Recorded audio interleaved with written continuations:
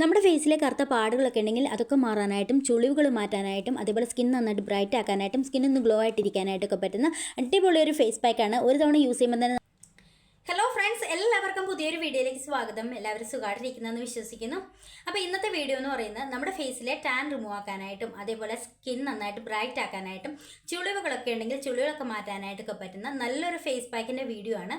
അപ്പോൾ ഈ ഒരു ഫേസ് പാക്കിൻ്റെ ബെനിഫിറ്റ്സ് എന്ന് പറഞ്ഞു കഴിഞ്ഞാൽ നമ്മുടെ ഫേസിലെ ഡ്രൈനസ് മാറിയിട്ട് സ്കിൻ നന്നായിട്ട് സോഫ്റ്റ് ആക്കാനായിട്ടും സ്കിൻ നന്നായിട്ട് ഗ്ലോ ആയിട്ടിരിക്കാനായിട്ടും അതേപോലെ ചുളിവുകളൊക്കെ ഉള്ളവരാണെങ്കിൽ ചുളിവുകളൊക്കെ മാറ്റിയിട്ട് സ്കിൻ എങ്ങാക്കി വെക്കാനായിട്ടൊക്കെ ഒരുപാട് ഹെൽപ്പ് ചെയ്യും.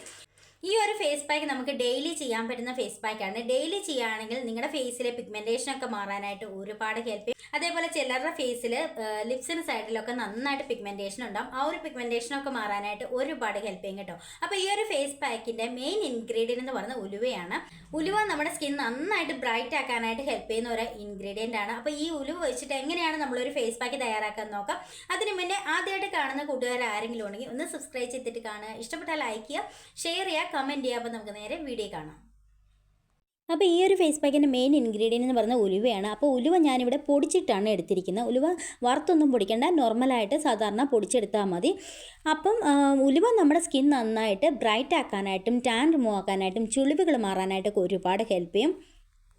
1 സ്പൂൺ ഉലുവാപ്പൊടിയാണ് ഞാൻ ഈ ഒരു പാനിലേക്ക് ഇട്ട് കൊടുക്കുന്നത്.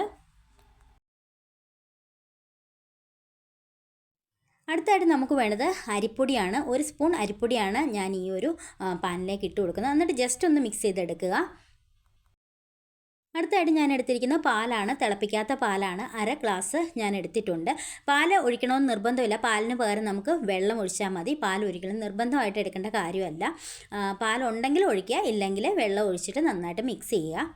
അതിനുശേഷം ഇത് നന്നായിട്ടൊന്ന് വേവിച്ചെടുക്കണം. അതിന് വേണ്ടിയിട്ട് ഞാനിവിടെ സ്റ്റൗ ഓൺ ചെയ്തിട്ടുണ്ട്. അതിലേക്ക് വെച്ചിട്ട് നന്നായിട്ട് ഇളക്കി കൊടുക്കുക. പിന്നെ ഇത് റെഡി ആകുമ്പോഴത്തേക്കും ഒരുപാട് തിക്കായിട്ട് റെഡിയാക്കി എടുക്കേണ്ട, കുറച്ചൊരു ലൂസ് കൺസിസ്റ്റൻസിയിൽ വേണം നമ്മളിത് തിളപ്പിച്ചെടുക്കാനായിട്ട്. ഇതേപോലെ കുറച്ച് ലൂസായി കിട്ടുമ്പോഴത്തേക്കും നമുക്ക് സ്റ്റൗ ഓഫ് ചെയ്യാം. ഒരുപാട് തിക്കായിട്ട് കുറുക്കിയെടുക്കേണ്ട. നമ്മളിത് തണുപ്പിക്കുമ്പോഴത്തേക്കും കുറച്ചും കൂടെ തിക്കായിട്ട് നമുക്കിത് കിട്ടും കേട്ടോ. അതുകൊണ്ടാണ് അങ്ങനെ പറയുന്നത്. അപ്പം നമ്മളിത് ഈ ഒരു കുറുക്ക് റെഡി ആയിട്ടുണ്ട്. ഇനി നമ്മൾ ചെയ്യേണ്ട എന്നാന്ന് വെച്ച് കഴിഞ്ഞാൽ നമ്മളിത് ഒരു 3 മണിക്കൂറോളം ഫ്രിഡ്ജിൽ വെച്ച് നന്നായിട്ട് തണുപ്പിക്കണം. തണുപ്പിച്ചതിന് ശേഷം വേണം നമ്മളിത് യൂസ് ചെയ്യാനായിട്ട്. തണുപ്പിച്ചിട്ട് ചെയ്യുമ്പോഴാണ്, ഫേസിൽ അപ്ലൈ ചെയ്യുമ്പോഴാണ് നല്ല റിസൾട്ട് കിട്ടുക. അപ്പം ഞാൻ ഇനി ഇത് ഫ്രിഡ്ജിൽ വെച്ച് തണുപ്പിച്ചിട്ട് കൊണ്ടുവരാം. അപ്പം ഞാനിത് ഫ്രിഡ്ജിലൊക്കെ വെച്ച് നന്നായിട്ട് തണുപ്പിച്ചിട്ട് കൊണ്ടുവന്നിട്ടുള്ള സാധനമാണ്. ഇത് നമുക്ക് ഡെയിലി ചെയ്യാൻ പറ്റുന്ന ഒരു ഫേസ് പാക്കാണ്. നമ്മളിത് ഇങ്ങനെ തണുപ്പിക്കുമ്പോഴത്തേക്കും നമ്മുടെ ഫേസിലുള്ള ഓപ്പൺ പോർസ് ഒക്കെ ഉണ്ടെങ്കിൽ അതൊക്കെ മിനിമൈസ് ചെയ്യാനായിട്ട് ഒരുപാട് ഹെൽപ്പ് ചെയ്യും. അതേപോലെ തന്നെ സ്കിൻ നന്നായിട്ട് ഗ്ലോ ആയിട്ടിരിക്കാനായിട്ട് ഒത്തിരി ഹെൽപ്പ് ചെയ്യും കേട്ടോ. അപ്പോൾ ഇതൊന്ന് ട്രൈ ചെയ്ത് നോക്കുക. ട്രൈ ചെയ്ത് നോക്കിയിട്ട് റിസൾട്ടൊക്കെ കമൻറ്റ് ഇടണം കേട്ടോ. അപ്പം ഞാനിനി ഇത് ഫേസിൽ അപ്ലൈ ചെയ്ത് കാണിക്കാം. നമ്മുടെ ഫേസ് പാക്ക് ഇവിടെ റെഡി ആയിട്ടുണ്ട്. ഒരുപാട് ഇൻഗ്രീഡിയൻസോ കാര്യങ്ങളോ ഒന്നുമില്ല. ഒറ്റ തവണ യൂസ് ചെയ്യുമ്പോൾ തന്നെ നമുക്ക് നല്ലൊരു ചേഞ്ച് കാണുവാനായിട്ട് പറ്റും. സ്കിൻ നന്നായിട്ട് ബ്രൈറ്റ് ആക്കാനായിട്ട് സ്കിൻ ഗ്ലോ ആയിട്ടിരിക്കാനായിട്ട് ഒരുപാട് ഹെൽപ്പ് ചെയ്യും. അപ്പം ഞാൻ ഇനി ഇത് ഫേസിൽ അപ്ലൈ ചെയ്യാനായിട്ട് പോവുകയാണ്.